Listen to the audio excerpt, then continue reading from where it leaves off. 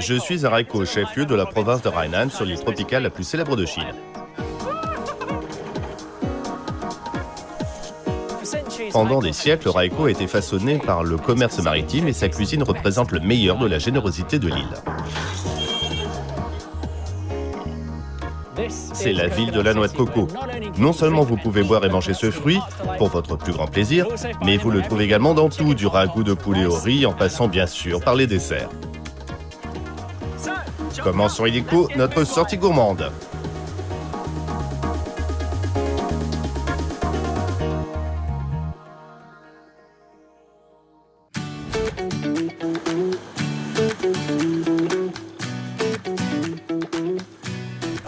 Je n'arrive pas à croire que je suis ici pour le travail.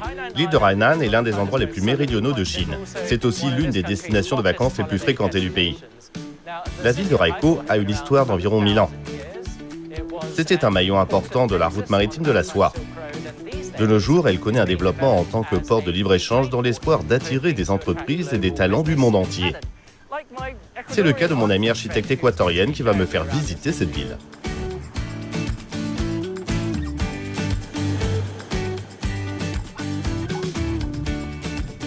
Salut! Salut! Ça va? Bienvenue! Oh, c'est pour nous? Oui, c'est la mienne. Voilà la tienne. C'est charmant, merci beaucoup. Oui, je vois des noix de coco absolument partout. C'est super lourd, cette noix de coco est énorme. Oui, il y a beaucoup à boire.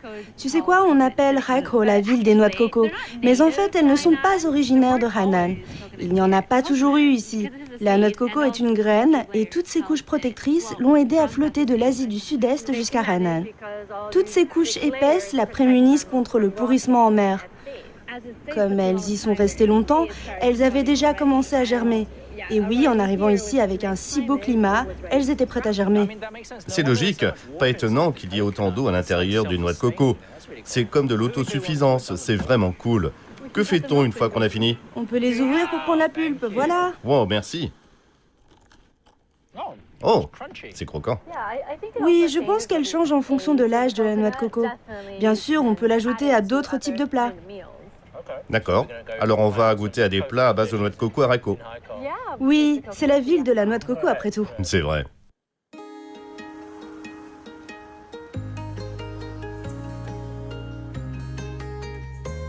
Maintenant, j'ai l'impression d'être en vacances. Les palmiers, les parapentistes.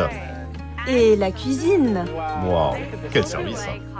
J'espère que tu aimes la fondue. Oh, va-t-on encore boire du jus de coco? Oh, vous versez dedans. Oui, c'est la pulpe. Oh, c'est comme s'il utilisait une cuillère à glace. Cet ustensile. C'est du poulet de Wenchang. On dirait qu'il y a de la pulpe de coco avec des graines de lotus dessus.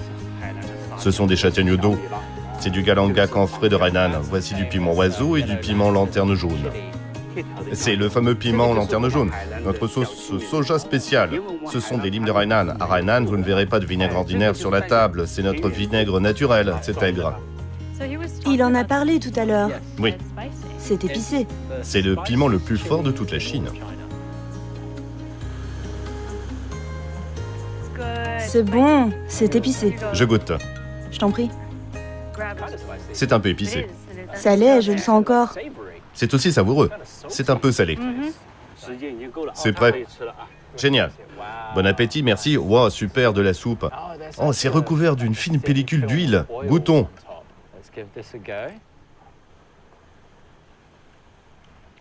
Oh, oh, c'est bon. C'est vraiment bon. Qu'est-ce qui a le plus de goût, le poulet ou la noix de coco? C'est un mélange. Le goût de noix de coco ressort beaucoup, mais on a aussi le goût du poulet. De la soupe de poulet? C'est là, c'est un peu en arrière-plan. Pour moi, ce n'est pas en arrière-plan, mais au premier plan. Non, d'accord. Oh, c'est vraiment bon quand on trempe. C'est fantastique quand on le fait. Oh, wow. J'aime vraiment ce genre de... L'aigreur traverse la douceur de la noix de coco et puis le poulet est très tendre aussi. C'est la première chose de Hainan que les gens reconnaissent. Oui, La fondue, parce qu'on en trouve partout en Chine. c'est en fait un peu addictif. J'ai l'effet engourdissant du piment. Tenez. Wow, ça ressemble à des tranches d'œufs durs. Qu'est-ce que c'est? Du riz à la noix de coco fait maison. D'abord, on fait tremper toute la nuit du riz gluant dans du jus de noix de coco mûr. Ensuite, on ajoute du sucre de coco, on fait fermenter et on cuit à la vapeur pendant environ 4 heures. On cuit la noix de coco avec le riz? Oui. Alors elle sert de récipient? Oui. Comme c'est intéressant. On mange la pulpe avec le riz gluant. Le goût n'a rien à voir avec celui de l'œuf dur. Plus on mâche de la noix de coco, plus on a cet arrière-goût sucré de la noix de coco rôtie. On dirait que c'est un peu plus fermenté, comme si l'aigreur ressortait un peu plus. C'est comme de la gelée de noix de coco. J'aime beaucoup cette texture. On dirait du tofu. D'accord. Oh, c'est bon. C'est comme du lait de coco solidifié avec une très belle apparence de gelée. Je pense que ce sera le plus doux, parce qu'il y a de la mangue. Oui, et il y a de l'osmanthus dessus. C'est très riche. Oh, La mangue, elle a son effet. c'est génial, c'est onctueux, riche. Ici, avec la chair croquante, c'est une noix de coco plus mature, plus mûre, parce que l'eau est absorbée par la chair. Alors que je suppose que c'est une chair de noix de coco plus tendre. Avais-tu imaginé qu'après l'Équateur, tu vivrais comme ça? Certainement pas. C'est plus facile de comparer Hainan ou Haikou à mon pays que Beijing ou Shanghai, où j'ai vécu. Oui, parce que tu es en Chine depuis longtemps. L'Europe, l'Amérique du Nord, le Moyen-Orient, tout est très différent. Donc ici, c'est ce qu'il y a de plus proche, je dirais, en raison de la météo, ainsi que de la taille de la ville. Elle n'est pas très grande. C'est plus facile pour moi de faire des rapprochements, je pense. Je suppose qu'il faut aller plus loin le possible pour réaliser qu'on a le mal du pays.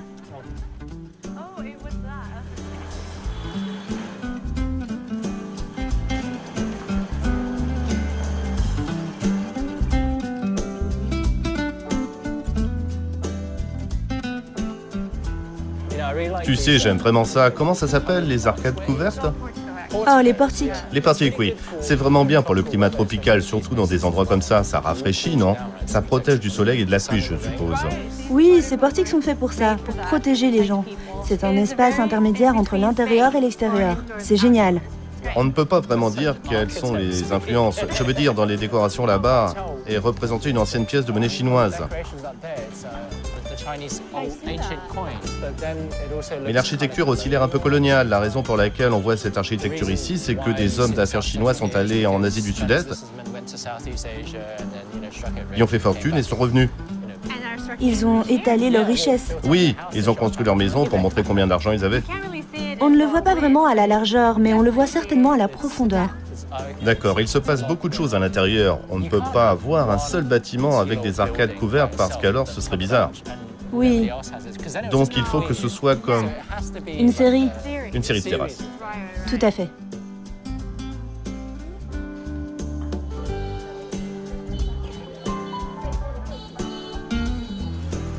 Ah, c'est le lieu pour le dessert. Oui, plus de noix de coco. Super, waouh. Il y en a tellement de sortes différentes. Que me recommandes-tu? Le lait de coco Qingpuliang, D'accord, et que prends-tu? celui en dessous. Un tichetang. Littéralement, ça veut dire caca de poulet coco, vigne au rotin ou caca de poulet. Un Qingpuliang au lait de coco et un tichetang, s'il vous plaît. Voici pour vous. Quelle est la prochaine étape? Ils vous serviront au guichet là-bas, d'accord. C'est comme des jetons de poker. Bonjour. C'est pour manger sur place? C'est le mien, n'est-ce pas? Oui. Il y a une tonne de choses là-dedans. Il y a des dattes, des cacahuètes Il y a du tapioca là-bas. et des haricots verts. Waouh. Les gros sont des haricots rouges, non? Oui, c'en est. Qu'est-ce que c'est, on dirait des macaronis? Du tapioca et de la poudre de patate douce. Oh, c'est le lait de coco. Super. Oh, ça a l'air incroyable. Super, merci. On vous apporte le tichetang et le lait de coco dans un instant. D'accord, merci.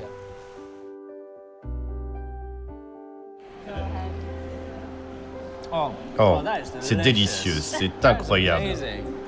Je suis contente que tu aimes. Ce qui est intéressant, c'est qu'en Chine ainsi qu'en Asie du Sud-Est, on a ce genre de dessert. Juste du lait de coco avec des ingrédients. Et ce n'est pas communément considéré comme un dessert en Occident. Parce que quand on pense au dessert, on pense à un cupcake, un gâteau, quelque chose comme ça. Mais peut-être pas avec des cacahuètes. Ni des haricots. Oui, ce genre de choses. Voilà le tien. Il a l'air pareil. Non. Oh, il a des machins qui flottent. Donc c'est le caca de poulet. Oui, parce que ça y ressemble. Bien sûr, ce n'en est pas. J'ai vu du caca de poulet, ça ne ressemble pas à ça. Qu'y a-t-il dedans alors? De la pâte de riz fétide et du riz gluant. Ah bon? Oui, ça a l'avantage d'aiguiser l'appétit par la digestion et de rafraîchir également avec toute cette noix de coco. Pas étonnant qu'ils en vendent partout.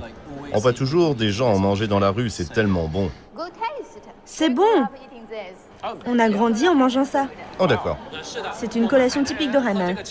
Bon. Ici à Hainan, on mange du Qingpuliang.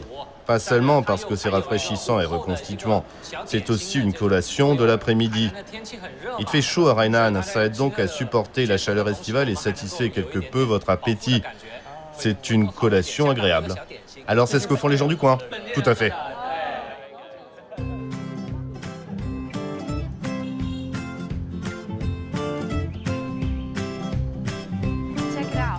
Regarde, dans cet endroit, il y avait de l'eau. Tu vois là-bas, c'est écrit Shui Xiangkou. C'était donc un quai. C'était un quai? Oui, Et les bâtiments étaient ici? Donc c'était en quelque sorte comme à Venise. Donc on prenait un bateau pour rentrer chez soi. C'est génial. on pouvait. Cet endroit est animé. Tu m'emmènes dans un très bon endroit. Bonjour. Voici. C'est un plat typique de Haikou, la soupe de riz épicée. Ah bon? C'est un incontournable. Merci. Qu'y a-t-il ici? Oh, c'est beaucoup d'abats. C'est chaud. Oh, d'accord. Chaud en température. En température, et je comprends aussi le côté épicé. Ce n'est pas le piquant du piment, mais c'est du poivre blanc. Il y a une tonne de poivre blanc là-dedans. Beaucoup, oui, tu as raison. Je pense que c'est très subtil, très élégant. Ça rehausse bien le goût. Il y a donc des abats de porc. Ça, c'est probablement du poumon, je pense. Et ça, c'est... C'est un œuf de canard de mer. Quoi? Les canards qui nagent dans la mer. Ça existe? Tu vois bien, Des canards de mer. les ouvriers qui étaient là. Les dockers? Exactement. Ils mangeaient ce plat pour les aider à augmenter l'appétit ainsi qu'à chasser l'humidité. Parce que ça fait transpirer. Ça aide à se débarrasser de l'humidité en vous faisant simplement transpirer des litres. Les abats sont toujours bon marché. Donc ce sont les morceaux bon marché et les cols bleus achetés à l'époque parce que, tu sais... C'est abordable. Oui. Tout à fait.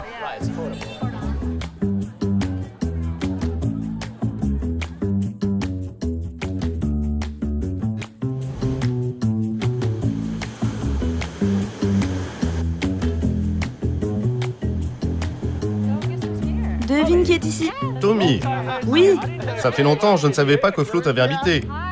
Florence, ravi de te rencontrer. Ravi de te revoir. Bienvenue à Haikou. Je pensais que tu allais m'embrasser, ça m'a fait peur. Dans tes rêves, qu'est-ce que c'est? Qu'est-ce que tu nous as apporté? Bien, ce sont quelques spécialités locales de Hainan. Quelques fruits tropicaux d'ici, mais avec une petite différence. Ces mangues ne sont pas encore vraiment mûres. Non, elles n'en ont pas l'air, n'est-ce pas?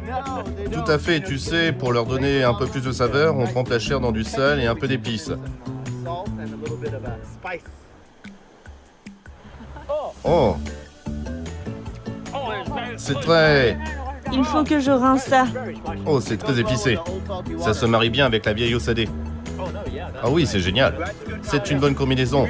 Si on fait tremper ça toute la journée sans quelque chose pour rincer, oh oui. Pourquoi aime-t-il tremper dans le sel et le piment? Eh bien, je pense que comme dans beaucoup d'endroits, ça doit avoir un rapport avec le climat, n'est-ce pas? Il fait super chaud ici et manger le fruit de cette manière aide également à augmenter l'appétit et à supporter la chaleur. D'accord, je suppose que si on transpire beaucoup, on perd beaucoup de sel.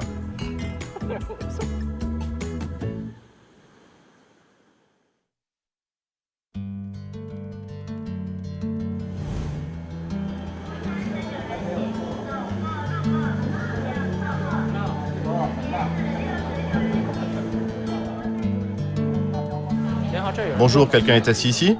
Non. Mangez-vous des nouilles de riz seulement le matin ici? On en mange du matin au soir, de l'enfance jusqu'au 3e âge. Je vois. On dirait qu'ici, vous préférez les nouilles de riz sèches.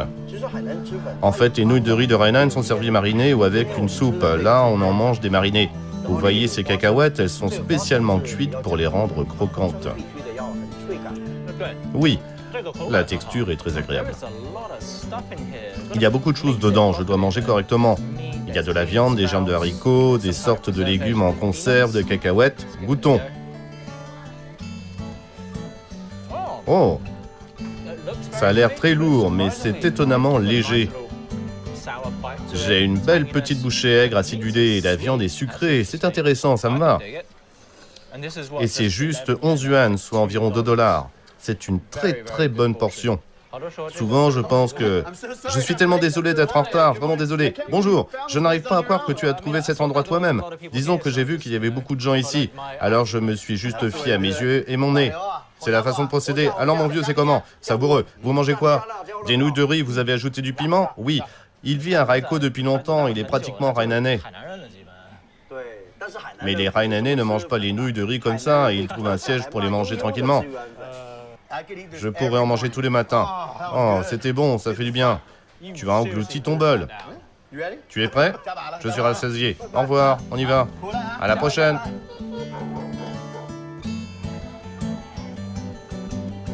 Pour trouver de nombreux lieux de restauration locale vraiment authentiques, il faut aller dans ces ruelles. On dirait simplement des habitations. En gros, oui, c'est ce que j'aime avec ces vieux bâtiments. En bas, au rez-de-chaussée, ils gèrent leur magasin, leur lao ba cha, thé de vieux papa, ou leur petit restaurant. En fait, ils vivent au-dessus. Oh, incroyable! Oh, cet endroit est super animé. Voici donc le marché de la Porte de l'Est. Tout ce que Hainan a à offrir, tu peux pratiquement l'acheter ici. Oh, j'ai senti les fruits de mer dès notre arrivée ici. C'était tellement aromatique, si on peut le dire ainsi. Je vois. Alors, qu'en penses-tu? Est-ce assez vivant pour toi? Oui, je pense que c'est le bon terme. Ça tient en haleine. Oh oui. C'est comme ces coquilles, clac, clac, clac. Oui. Mon Dieu!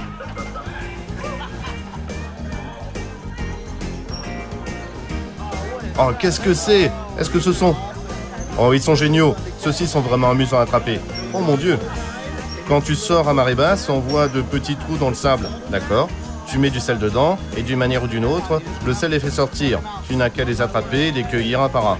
Non, comme les vers dans Dune. Oui, exactement, comme les vers dans Dune. Oh, et on a littéralement des vers. Tout à fait. Comment ça s'appelle en hainanais? Des vers de sable. Ils vivent dans le sable. Des vers de sable. Qu'est-ce que vous leur faites? Ils ont du sable dans les intestins. Donc vous enlevez ce sable, comment les mangez-vous? Vous pouvez les faire bouillir, les utiliser pour faire une soupe, les cuire à la vapeur avec de l'ail. Tu sais, les fruits de mer ici sont très frais, délicieux, mais pour les fruits de mer les plus frais et les plus savoureux, il faut aller dans les mangroves. Ça te dit? Oui, volontiers. Allons-y.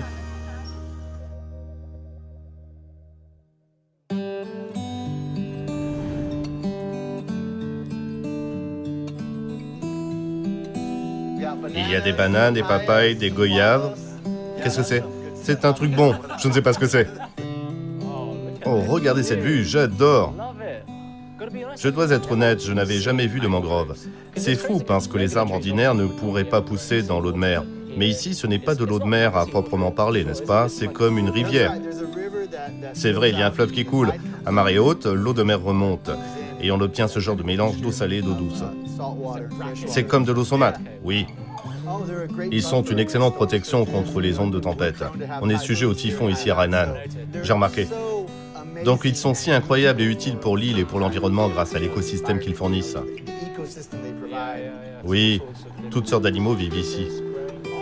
Toutes sortes d'espèces de poissons entrent dans les mangroves pour couver leurs petits, pour frayer. En outre, toutes sortes de crustacés, de petits gars croustillants vivent là-dedans. Super. Votre anguille poêlée? Merci. De l'anguille. Cela semble un peu différent de l'anguille ordinaire. Je ne sais pas, ça a le goût de l'anguille ordinaire. La chair est plus dense. Et plus croquante aussi, n'est-ce pas? Exactement.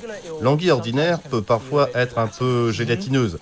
Mais là, c'est plus proche du poisson, comme l'aspect écailleux par opposition aux anguilles de mer. C'est un peu plus croustillant, un peu plus croquant. Celles-ci font plus d'exercice.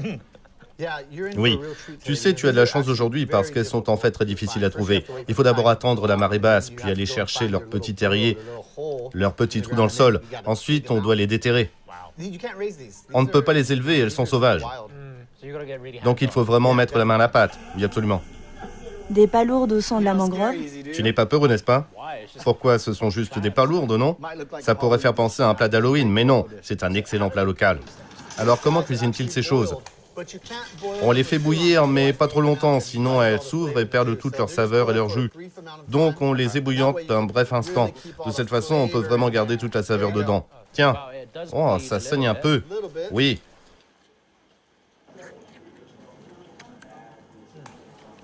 Au goût, ce n'est pas comme si c'était cru, mais tu vois ce que je veux dire, ça a très bon goût, comme si ça venait directement de la mer. On est venu ici aujourd'hui pour goûter à ce qu'il y a de plus frais à Raiko. Je pense que ces produits sont meilleurs quand on les attrape dans la nature. Votre soupe de verre de sable et de palourde blanche? Tu te souviens, on en a vu sur le marché, la dame les nettoyait avec un bâton. Oh mon Dieu, ça ressemble un peu à ce qu'on voit dans un film sur les extraterrestres, non? Oh oui! Oh, c'est étonnamment, n'est-ce pas? C'est en fait tout à fait, c'est plutôt sympa. C'est moins mais pas trop mou. En gros, ça rappelle quoi déjà? Les spaghettis? Ce sont les rigatoni avec le trou au milieu? Oui. Donc il y a des vers de sable ainsi que des palourdes dans le fond. Oui. D'accord, on mange de minuscules vers de dune. Exactement, c'est bon. Ils ne vont pas me cracher du sable dessus, n'est-ce pas? Eh patron, venez! Salut Tommy, ça fait longtemps. Oui. La vue est superbe et vos produits très frais. Comment se fait-il qu'il n'y ait pas de crevettes mortes aujourd'hui? Il n'a pas fait très beau récemment et les villageois ne sont pas allés en mer. Ils n'en ont donc pas attrapé. On n'en a pas tous les jours. Vous ne proposez que la prise du jour? Tout à fait. Comment cette soupe a-t-elle été préparée? C'est un bouillon assez clair. On utilise de petites palourdes blanches et on ajoute du sang de vers de sable pour préserver la qualité. L'association avec les palourdes donne un goût plus frais et doux.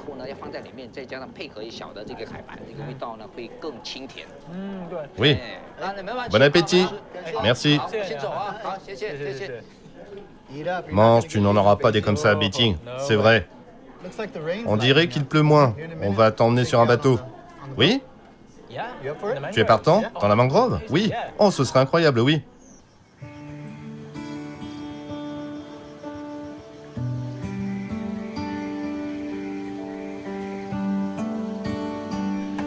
C'est absolument incroyable. Je n'en avais jamais vu de près. Je veux dire, c'est comme de minuscules dragonniers. Et il se passe aussi beaucoup de choses sous le bateau. Il y a toutes sortes d'espèces de poissons qui viennent dans la mangrove pour frayer. Il y a aussi beaucoup de poissons qui viennent ici à marée haute pour se nourrir de plein de choses savoureuses dans la mangrove. Tout comme nous qui nous nourrissons d'eux. Oui, et puis bien sûr, il y a des oiseaux qui viennent ici pour passer l'hiver. Et ils ont beaucoup de choses savoureuses à manger, des crabes et des crustacés entre autres. Donc quand la marée descend, on voit que ça grouille. On se rend compte à quel point c'est un écosystème florissant, non?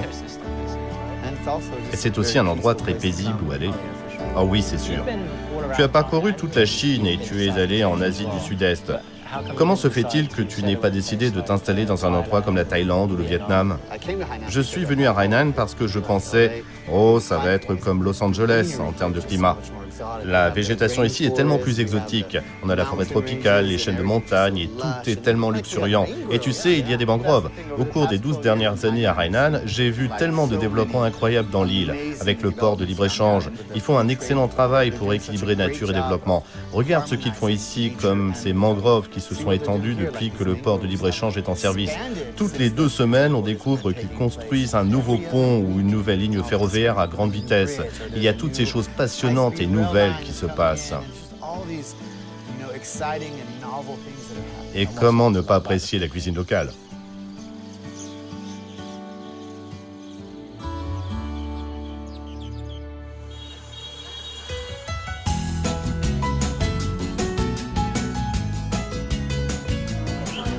On va au supermarché? Non, non, non. Il y a plus qu'il n'y paraît ici. Je vais devoir te faire confiance sur ce point. Tu n'as pas le choix. Il y a 3 étages dans ce thé de vieux papa, l'Orbacha. C'est le plus grand ici à Raiko. Chaque étage dispose de plus de 200 tables. Waouh!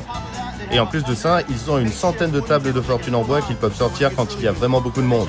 Donc littéralement des milliers de personnes. Des milliers de personnes à la fois. Waouh, c'est fou. Il y a beaucoup de choses là-bas.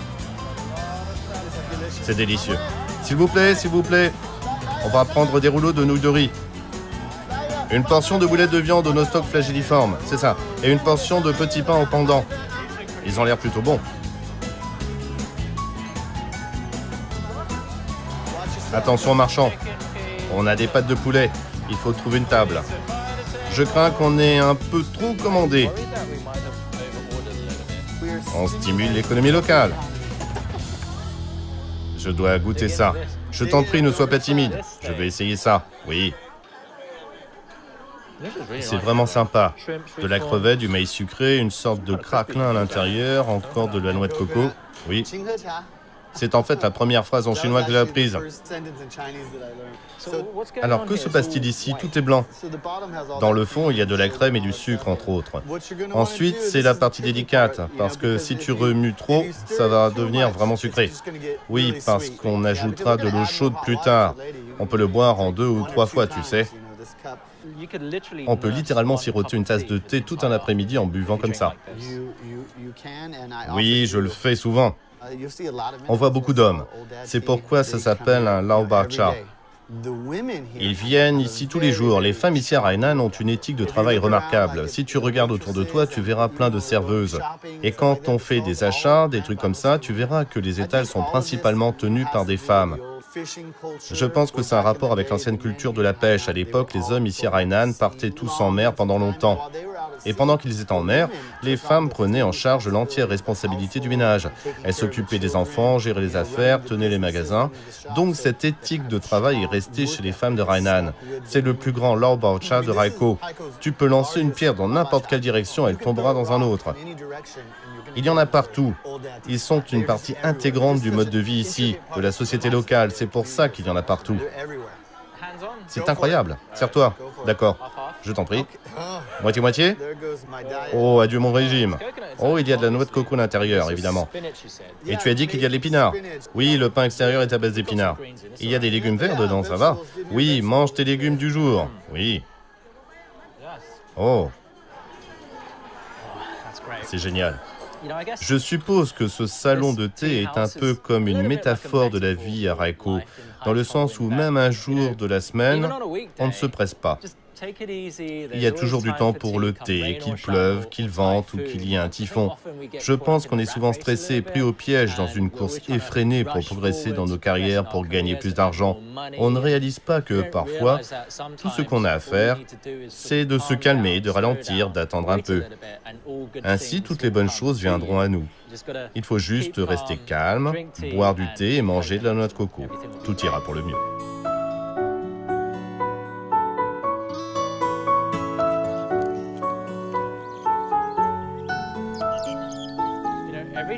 Vous savez, chaque fois que je venais à Hainan, j'allais toujours directement vers le sud.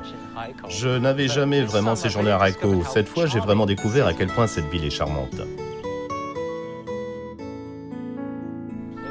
Des ruelles étroites, boutiques cachées et restaurants à toutes les façons merveilleuses et exotiques de cuisiner et manger de la noix de coco, en passant bien sûr par les mangroves, tout est incroyable. Mais cet endroit n'est pas seulement une destination touristique. C'est un lieu fantastique pour travailler et vivre. Et vous avez juste besoin de prendre le temps pour tout découvrir à votre manière.